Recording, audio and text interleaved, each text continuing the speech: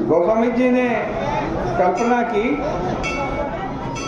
कि यात्री को हमेशा ये चिंता रहती है कि अगर हम पैदल चलेंगे तो कष्ट होगा। अतः हर एक व्यक्ति ये चाहता है कि ढोने वाला कोई मिल जाए तो अच्छा है। उसके कंधे पर बैठकर अगर हम चल सकें तो इससे बढ़िया क्या हो। तो गोस्वामी जी ने कहा कि यह जो जीव था उसने यात्रा करते समय सोचा कि कोई बढ़िया पालकी डोली ले ले और उसी पालकी पर बैठकर यात्रा कर। प्राचीन काल में जब अन्य सवारियां नहीं थी तब गांव में एक छोटी सी खाट को बांस के आधार पर लटकाकर उसमें आदमी को बैठा करके ढोया जाता था। गोस्वामी जी ने बताया कि जीव तो यात्री है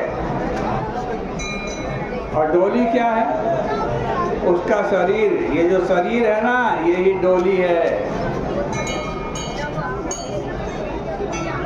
यह जीव यानी आत्म तत्व कहाँ बैठा है? शरीर रूपी डोली में बैठा और शरीर रूपी डोली में बैठ कर के ये यात्रा कर रहा। किसी ने कहा यह तो बड़े आनंद की बात हो गई भाई कि जीव को डोली में बैठकर यात्रा कर। तो गोस्वामी जी ने कहा अरे डोली तो देख लो, ये डोली कैसी है, उठाने वाले कहार कैसे हैं। पहले इसका पूरा परिचय तो आप जान जाइए, डोली कैसी है। तो आपने देखा होगा कि जो डोली बनाई जाती है उसमें बांस ऐसा लगाया जाता है कि जो सड़ा हुआ ना हो, अन्यथा बेचारा यात्री बांस के टूट जाने से गिर जाए। पर यहाँ पर जीव ने जो डोली बनाई है, ये शरीर रूपी डोली, इसका बांस कैसा है? तो गोस्वामी जी ने कहा भाई बांस पुराना बांस है, बिल्कुल पुराना।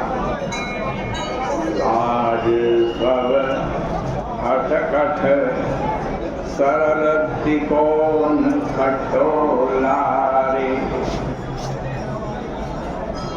बांस पुराना और सड़ा हुआ है तथा खटोला जो है वो तिकोना है।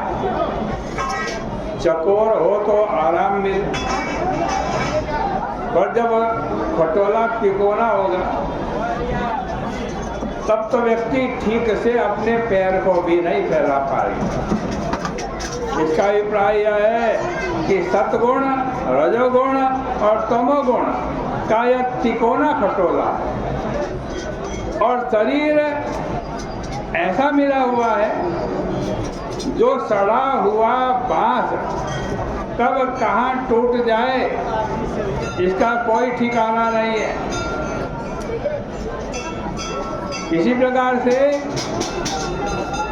इस शरीर का कौन सा अंग कब रोगी हो जाए इसे कौन कह सकता है। किसी ने गोस्वामी जी से कहा महाराज अगर डोली पर ही चलना है तो बढ़िया डोली पर क्यों नहीं चल रहे, बढ़िया डोली पर बैठो। तो तुलसीदास जी ने कहा कि भाई अगर हम अपने आप डोली बनवाएं स्वयं तब तो हम अपने मन की बनवाएंगे, पर किसी ने दान में दी हो तो फिर अपने मन के अनुरूप बनवाने का प्रश्न ही नहीं। तो जीव को यह जो डोली मिली है हुई है वो बेचारे की स्वयं की इच्छा से नहीं बनी है, बल्कि यह तो दान की है। भाई किसने दान दी? ये डोली किसने दान दी? तो बोले ये डोली आपके कर्मों ने दी है। करमचंद्र ने इस डोली का दान किया है।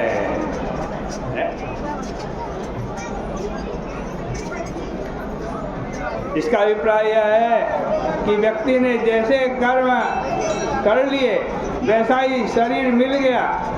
अब शरीर का परिवर्तन तो नहीं हो सकता। विनय पत्रिका में गोस्वामी जी जो कर्म के साथ बहुधा एक शब्द जोड़ दिया करते हैं और वह शब्द है कुटिल।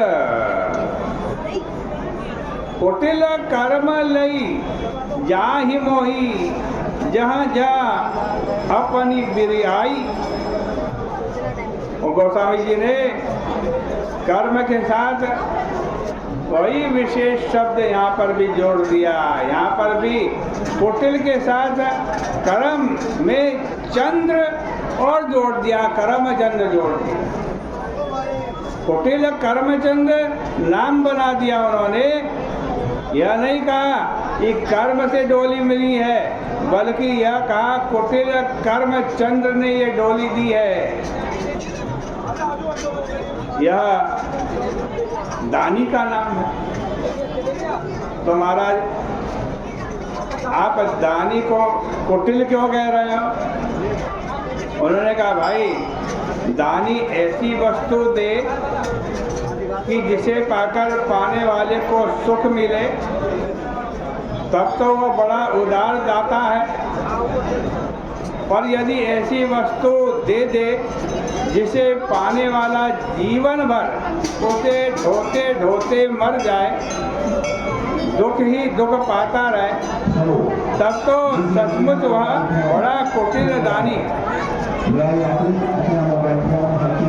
तो भाई एक कुटिल करमचंद की दी गई डोली पर हम बैठे हैं और संसार के यात्री हैं, भव सागर से पार उतरना है, तो हमें क्या करना चाहिए इसकी चर्चा कल के प्रसंग में करेंगे।